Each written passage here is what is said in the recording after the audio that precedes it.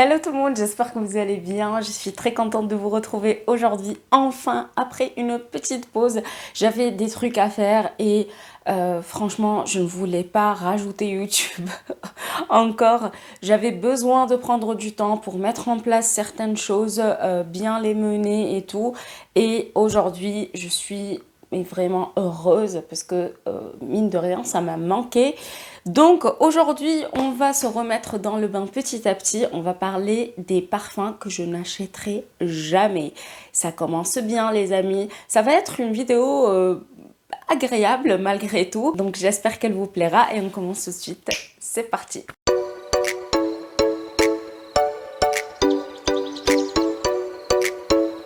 On commence par le Angel's Share de la maison by Kilian. C'est vrai que tout le monde en parle, tout le monde dit oh là là, Angel's Share c'est parmi les meilleurs parfums, c'est l'un des best, c'est l'un des incontournables de la parfumerie de niche. Et c'est vrai que j'ai eu de la curiosité pour le tester. Je suis allée en magasin et je l'ai senti et alors...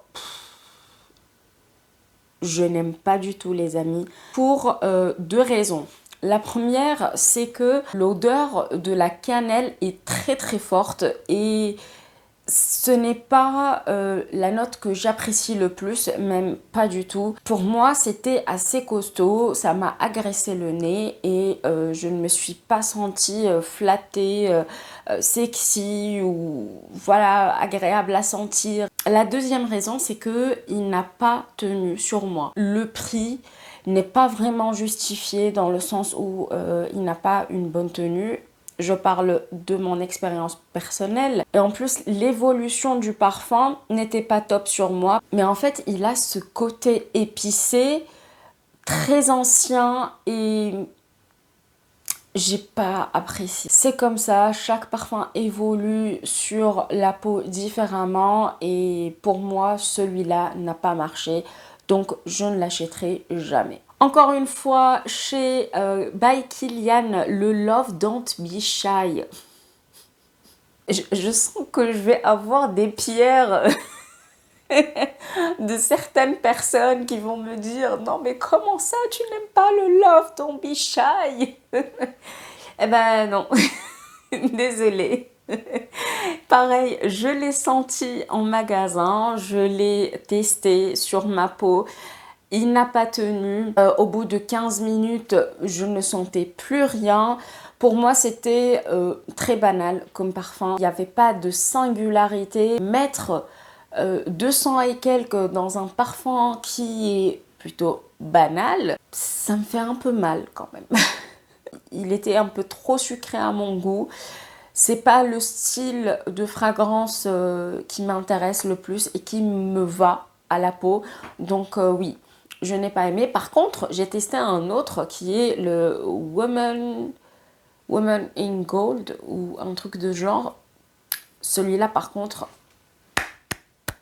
j'adore. On va chez Arabian Oud maintenant. J'ai testé le solide. Dans certaines de ses vidéos, Sananas en a parlé plusieurs fois. Généralement, on a les mêmes goûts en matière de parfum, donc c'est vrai que je lui fais confiance sur ce coup. J'ai eu la petite curiosité de le tester. Je suis allée en parfumerie et je leur ai demandé si je pouvais mettre un tout petit peu sur ma peau et...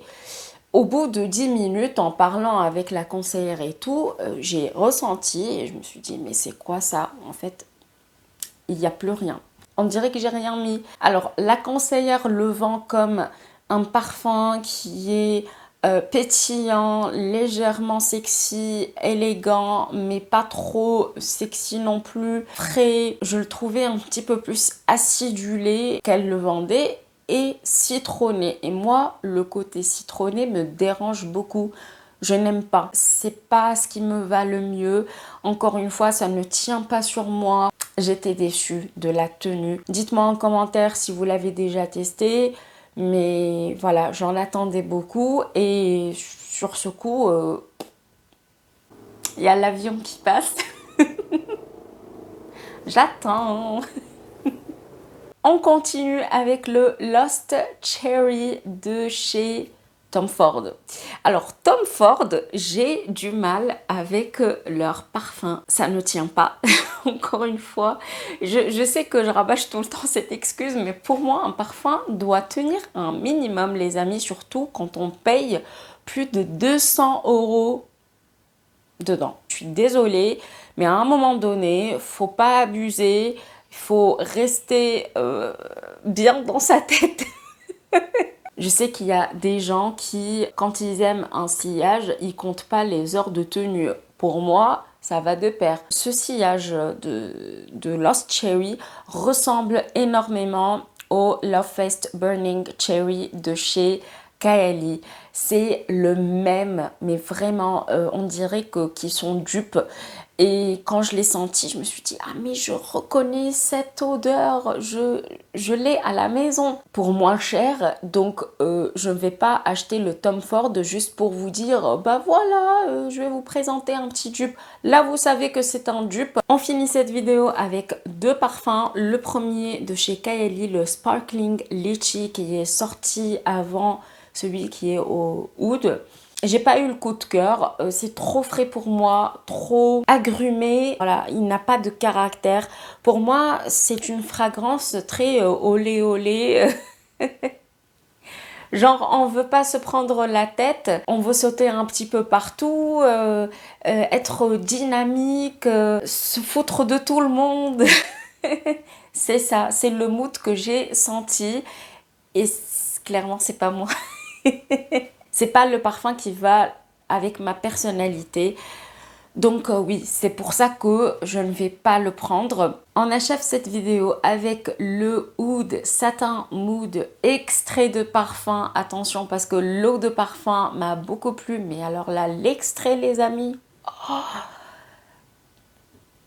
il faut vous protéger le nez. Si vous n'aimez pas le Oud, mais vraiment le Oud qui envoie, qui limite vous agresse le nez, inutile de vous aventurer dedans parce que il est vraiment fort, intense, presque brut, vous voyez. Et moi, ce côté animal très dur, j'aime pas du tout. Pour moi, c'était rédhibitoire. Un oud comme ça, je n'en veux pas. Voilà les amis, j'espère que cette vidéo vous aura plu. N'hésitez pas à me dire si vous avez des parfums que vous n'achèterez jamais. Vous n'avez pas eu de coup de cœur, ça ne représente pas votre caractère, votre personnalité. Ou peut-être qu'ils sont trop chers pour ce que c'est, rapport qualité-prix. N'hésitez pas à tout me dire et moi je vous retrouve la prochaine fois pour une nouvelle vidéo. En attendant, prenez soin de vous. À très bientôt. Ciao. Try to reach you, but you close your mind. So much to say the word.